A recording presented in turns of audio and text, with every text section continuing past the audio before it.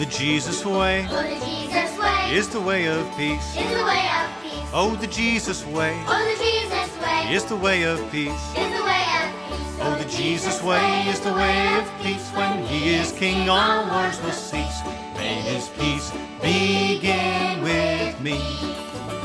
Gonna beat my sword Gonna beat my sword into a plow. into a plow. Gonna beat my sword Gonna beat my sword into a plow. into a plow. Gonna beat my sword into a plow. Christ is king in my life now.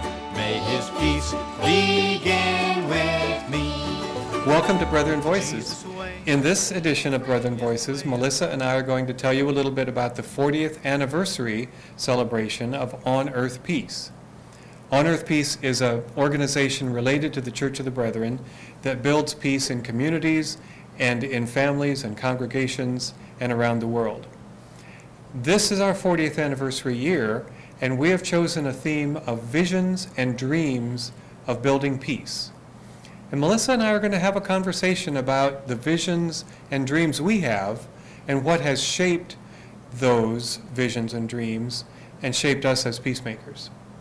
I'll be participating in the conversation today, coming from a position of being a board member for the organization of On Earth Peace. I've been working as a volunteer for the organization of On Earth Peace since 2007 when I was a member of the Youth Peace Travel Team. And so my vision of peace has evolved over the last several years, and that's where I'll be coming to you from. So we invite you to join us in this conversation and hear what we have to say and think about what you also believe as a vision of peace and a way to work for that vision. Have you ever heard the phrase about people in jail, well, they didn't get there for singing too loud in the choir? No. Okay, maybe it's an earlier generation kind of phrase. The fact is, in some really direct ways, I was in jail for listening too well in Sunday school. Because when I was little, I was in Sunday school and my teachers told me, God loves everybody. They told me if somebody hits you or hurts you or does something bad to you, it doesn't mean you should do the same back to them. They told me that we're supposed to do good to everybody and not hurt people. My parents taught me the same thing. So then I got to the point of turning 18, registering for the draft, saying, well, I can't go to war, I'll be a conscientious objector. That led me to the point of realizing that I don't want to be a part of this war system at all if I can do anything about it. And so I returned my draft cards, and that landed me in federal prison. And so it was really a direct line from what I learned as a child that I was taught by the church and by my family that led me to the point where I couldn't cooperate with the war system, and I was in jail.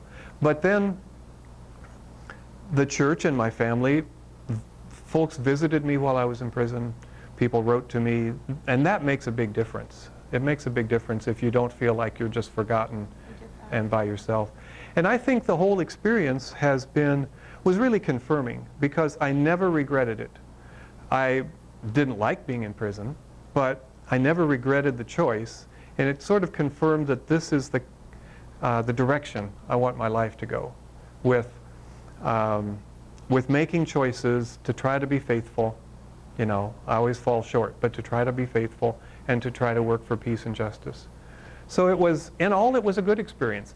And I certainly, you know, a farm boy, a white farm boy from northern Indiana, in prison for a year and a half, in jail for a week or two, those were experiences I learned a lot from. In school, I learned about totalitarian systems, you know, theoretically, but I was a part of a totalitarian system, a very rigid power structure, and I was at the bottom. And in prison you lived it. Yeah. So those are things, I value those as life lessons. But the other thing about that I think is interesting, people would say to me, Bob, trying to talk me out of this, because I could have at any point said, okay, I'll cooperate, I'll go where you want me to go, and then I wouldn't go to jail. They would say, Bob, can't you cooperate just enough to stay out of prison, because it's not going to be effective in prison. And I really believed that it was more important to be faithful to what I thought I was supposed to do than to try to be effective. The irony is that I think God used that attempt on my part to be faithful, and it became a witness that a lot of people knew about, and it was strengthening for other people in their own faithfulness. So it turned out to be effective, I think. Did you recognize that the whole time that it was happening, or? Maybe more after. That came later? Yeah, afterward. So what was, if no regret, Mm-hmm. but not complete acceptance and understanding of the confirmation for what the experience would do for you, Mm-hmm. what was the thought? It was more like, this is what I need to do. I mean, I made a choice to choose God rather than government, and this is the consequence. And I can do this. I can, do the job they give me, and I can read, and I can write letters, and I can get to know people here. And I mean, it's kind of the cliche about prison. You just do one day at a time. And so it was more like just saying, well, let's just do one day at a time. And I met some great people there. I made some good friends there too. So it was not a waste. Were there other folks that were in for civil disobedience? Yeah, there were probably, I was first imprisoned in January of '72, and I think there were about 24 people there, either for their own draft case or because they had gone into a draft board and taken files to try to slow down the war system. They had taken files and destroyed them or discarded them. And if they got caught, then they were in prison for that. About 24 at the beginning. When I got out in the middle of '73, it was half that many, because the war was winding down and judges weren't sentencing people as much. So tell me about some choices you've made to follow what you believe God's asking you to do, or you believe is the right path for you as a peacemaker. Yeah, I'm still sort of figuring that out. Mhm. I'm in a little bit of a transitional period in my life right now. But the decision to follow peace started pretty young. And I think it started with my mom, who joined the church before my brother and I were born. And so we were technically born into the church, Okay. and have not known another church, which is kind of neat for a lot of reasons. We grew up with the idea of peace in our household, and that went from everything to experiences that Michael and I had when we were at daycare, and in school when we would come home and talk about things, and Tam would walk us through, well, how did you feel about that? And we talk about how to resolve anger in a nonviolent way. And so it was something that even when we were not old enough to truly understand what that meant, we were learning the foundation for it. Right. And so that sort of evolved. It moved on into my brother and I individually quarreling in the house. I can remember one instance specifically when we had had a pretty bad fight. We were really, really angry at each other, and it was the first time that I had ever hit my brother, and I reached out and I hit him. And looking back, I don't remember why, I don't remember what we were fighting about, but I remember him being really stunned, and then my mom sitting us down and talking about it like we often did. And I must have been 6 or 7, so I was pretty little, which would have made my brother 8 or 9. And I remember her asking me, well, why did you do that? And I remember saying, well, because I'm mad. And she asked me, why is that the way that we're dealing with being angry? You know better than that. We use our words. Walked me through that. And probably the most memorable thing that she did at that point was turn to him and ask him, well, how did it make you feel when she hit you? That's good. And I remember him looking at me and telling me, it made me really sad. And I remember my heart just breaking, like, oh my gosh, it's more than me being mad. I hurt my brother. And not physically, but emotionally, and that was almost worse. And I still remember going back to that at times when we would fight. And I can remember in my work with kids since then, both in public schools and nannying and babysitting and that sort of thing, using that technique, because oftentimes that human connection about, they are people, and these are people that you know and love, and even when they're not, emotions get to us. Right. And so I grew up with that in the house, and that's sort of how I learned about nonviolence. And then through there, I've always kind of had an interest in doing the things that the church offered. I did a work project in Reynosa, Mexico, when I was a junior in high school, and that kind of started my, what you would call, quote unquote, social justice work, Okay. part of peace, and have always been really interested in doing that sort of thing. That's what got me started in the Latin American community and stuff like that. And so it really is something that I think we learned from the time we were very little. I would say also in Sunday school and in our house and that sort of thing. So for both of us, our families and our Yeah. church Yeah, have really shaped the direction. I would say so. Yeah. It's funny how that works. So what are some of the things, kinds of violence or things that go on in the world that trouble you most or make you most concerned or angry or whatever? I think violence dealing with children probably gets me the most. I have such a heart for children, and I love working with kids, and I recognize them to be our future. And so when I think about where we will be, I rest it largely on the example that we're setting and the way that we are treating our children, and the example that we're setting for them. And so that just breaks my heart. Yeah. And that goes everything from physical violence to inequality, and social justice and discrimination. That's a big one. I think that when we teach our children hate, we're doing ourselves a real disservice. Oh, yes. And that's really hard for me, Yes. because it's institutionalized in some ways, and that breaks my Right. heart. It reminds me that I've done some work, some educational work, you might say, in Israel and Palestine. I've taken some delegations of people who wanted to go and learn about that situation, and we visited with Israeli peacemakers, Palestinian peacemakers, international peacemakers as well.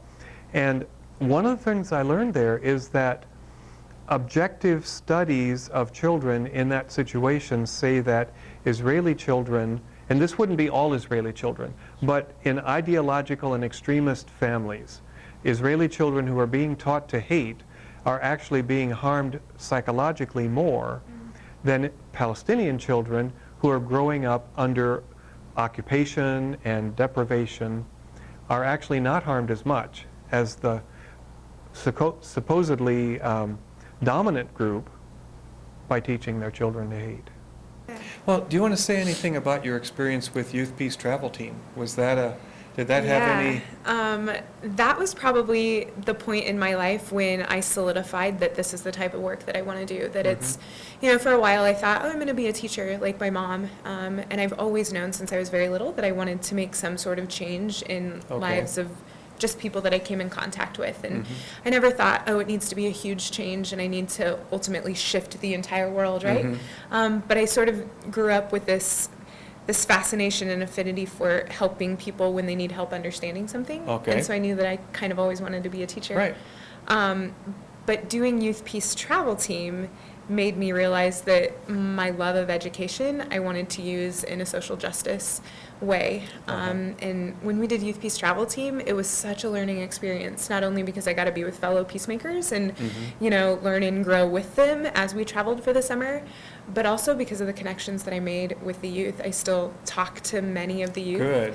I had an opportunity to lead a couple workshops at National Youth Conference a few years later, and I had many of them return to my workshops and got to reconnect with them. And, as I find out about the ways that they're spreading peace and have taken, what we talked about as Youth Peace Travel Team members to them at camp, and the way they've taken that and internalized it and are continuing to pass it on, I just love it. And I thought, this is the type of work that this is the way I want to make a difference in the world, Right. Showing people how just in small ways we can contribute to peace and that it's not impossible. And so that experience for me really led me down this path of, it's more than a belief, it's something I want to live, and it's something I want to devote my life to.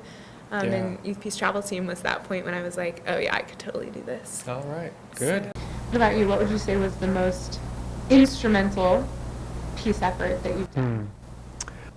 Well, one of the things I wanted to tell you about is an experience I had in Brethren Volunteer Service in Baltimore. And I grew up kind of a naive farm boy in Indiana, and then had 1 year of college, but then went into Brethren Volunteer Service in 1969 and first time I ever lived in the city, first time I ever was involved in large demonstrations against the war, first time I really saw face to face and was kind of walking with folks whose lives were affected by racism and poverty and all of the things that happen. Well, a day that I think of as part of my education was the day of the Baltimore City Council was to hear a resolution, or actually it would have been an ordinance, that would have outlawed unvented gas space heaters in the rundown apartments that people lived in. These were all places where people were renting from somebody who owned hundreds of apartments. And these space heaters were cheap for the landlord to put in the house, but they cost a lot to run because they weren't very efficient. Plus they were sometimes producing carbon monoxide and sometimes a fire hazard. And they were just a terrible way to heat a house in Baltimore, but they were cheap for the landlord. So we went to the city council. It was supposed to start at 2 o'clock in the afternoon. We got there a little before 2, up in the gallery so we could look down on the council and their proceedings. And it was empty. And we heard that the whole city council was in the council president's office in some side conference room, and they were in some meeting before the meeting. And we waited more than half an hour. I think it was 45 minutes till they finally came out and started the meeting. In the meeting, I think probably 12 to 15 people testified on all the reasons these space heaters were a bad idea. And one person testified on behalf of the landlords to say, we can't afford to put anything better in these houses. And then they took a vote. And the vote was overwhelmingly to vote down the ordinance to allow them to keep using those space heaters. And so my political education was to realize that in the backroom meeting, they were getting their instructions on this is how this vote will go, no matter what you hear. And it was just, I mean, now I see it everywhere, but it was an example of how money and influence gets its way. And the good of people, the common good, does not get its way.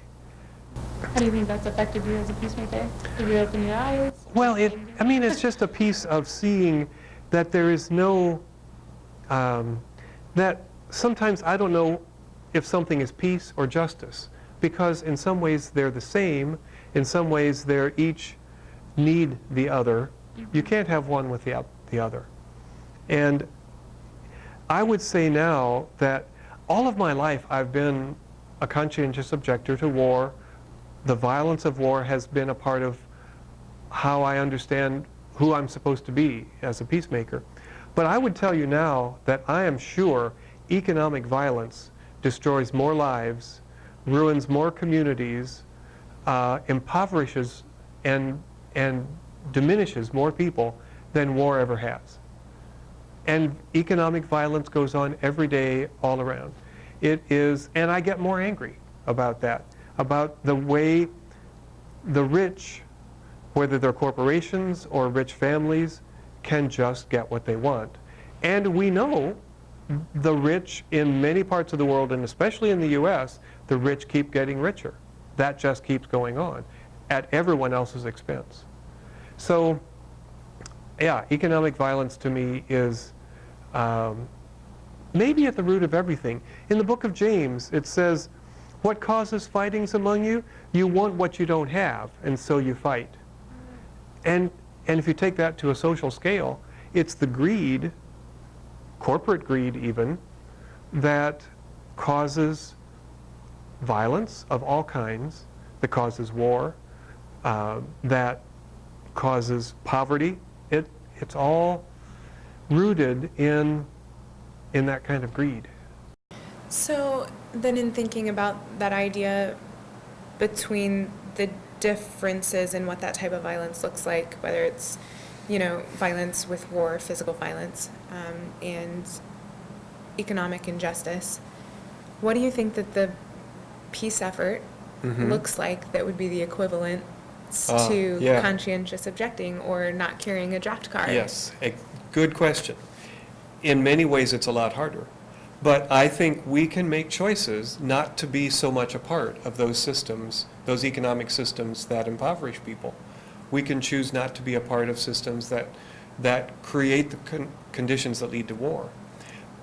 There's no way we can live in this world and sort of have clean hands and never Sure. be involved. That doesn't happen. Mhm. But some things we just do because they're right.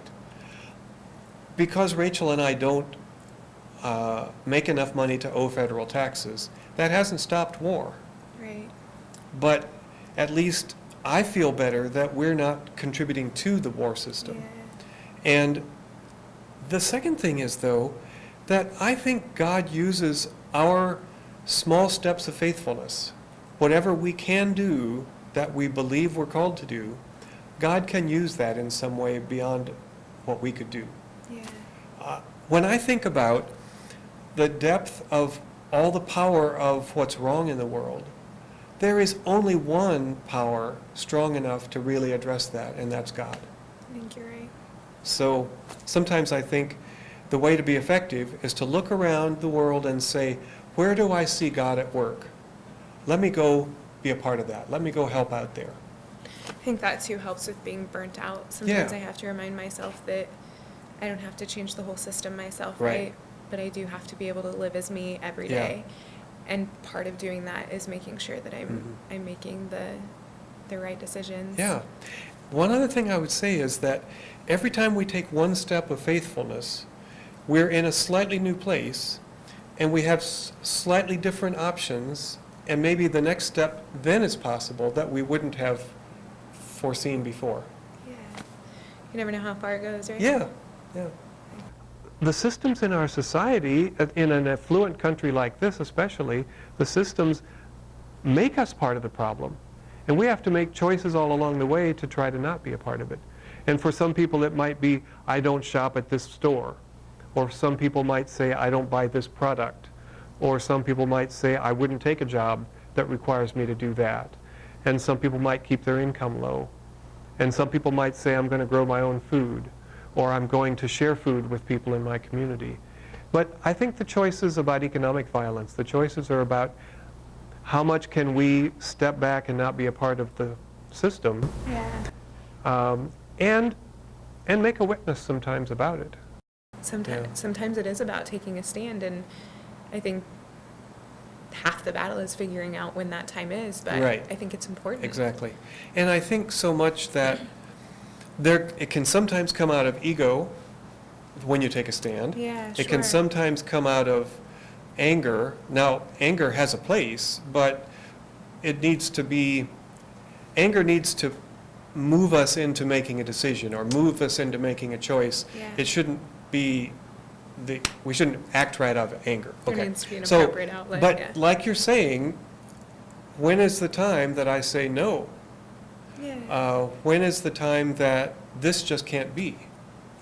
And you know, I mean, I want to think that God will help us find those times. Mhm. And I also believe the community helps us to know those times. Yeah.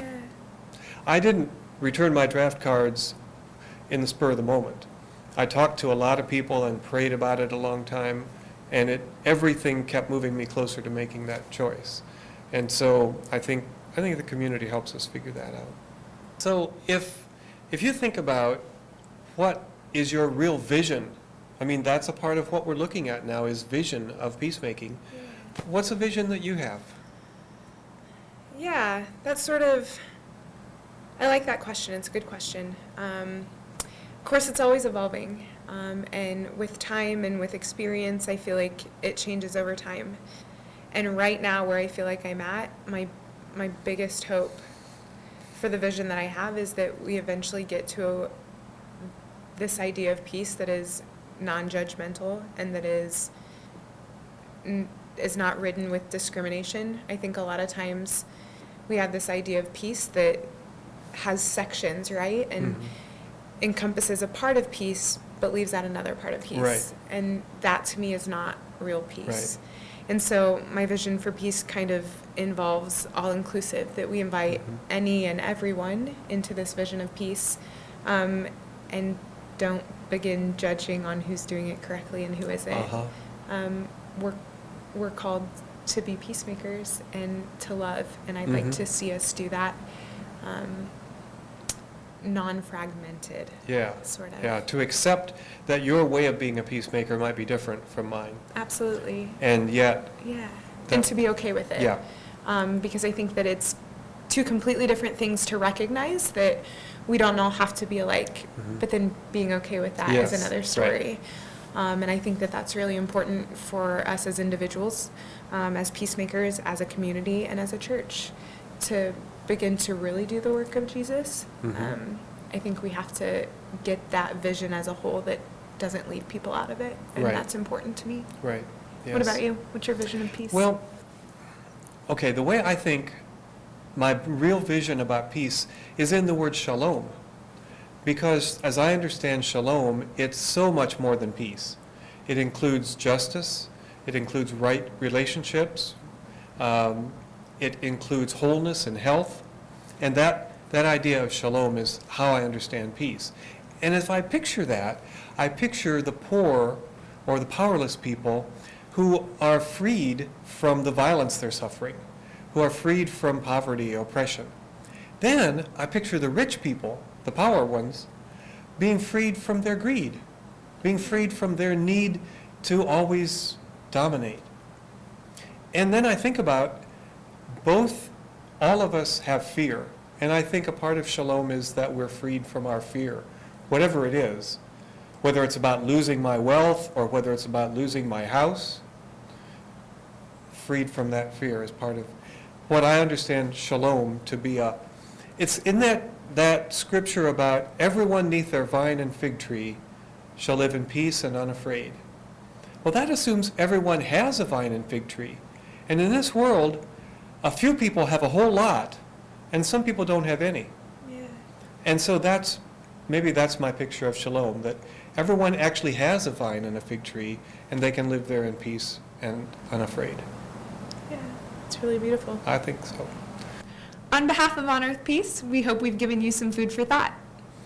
And we thank you for joining us in this edition of Brethren Voices, and we wish you peace on your journey. Oh, the Jesus way Oh, the Jesus way is the way of peace. is the way of peace. Oh, the Jesus way Oh, the Jesus way is the way of peace. is the way of peace. Oh, the Jesus way is the way of peace. When he is king, all wars will cease.